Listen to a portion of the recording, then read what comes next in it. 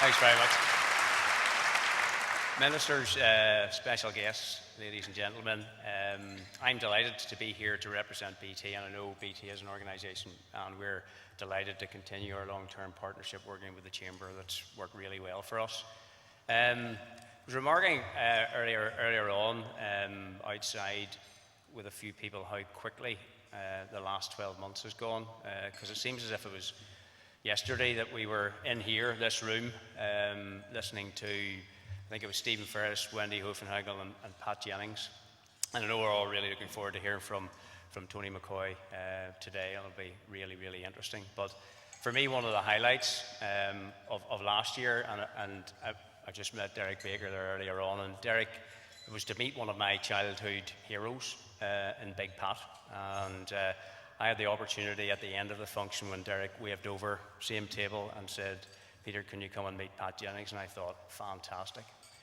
Unfortunately, Big Pat only wanted to talk to me to fix his broadband problem back at home in Uri. Needless to say, we fixed it pretty quickly. And I'm hoping Tony at Money Glass hasn't any problems at the moment. So it has been a really fast and furious year for BT as well, and the theme being change. And over the past 12 months, we as an organisation have been able to execute on our cost transformation objectives really successfully. Where we've removed a huge amount of inefficiency, duplication, waste, cost of failure within the organisation. And that's been really important because what it's allowed us to do is to invest strategically in areas of growth, and three primary areas that we've invested in very significantly.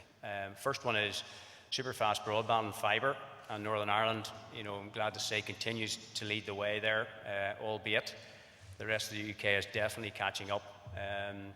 And the work that's been done with DETI and with the Broadband Improvement Project in terms of rolling out fibre across regional, rural, remote areas has been really, really positive. The second investment has been in BT Sport and TV. And recently we announced that there were over 5 million subscribers to BT Sport, which is a fantastic achievement. And with the Champions League rights now exclusively held by BT Sport for the next 3 years, those numbers are set to increase. And finally, was probably the most significant investment of the lot, has been the ongoing acquisition of EE. And EE are the mobile provider, probably the largest mobile provider in the whole of the UK. And for BT as an organisation with such a very small market share, that's a very significant opportunity. So big investments which are really important for us. At the same time as we've been able to create a lot of development opportunities for the 2,500 people who work in BT. We've taken on significant new graduates, created a lot of new highly skilled roles and jobs across the whole of the province.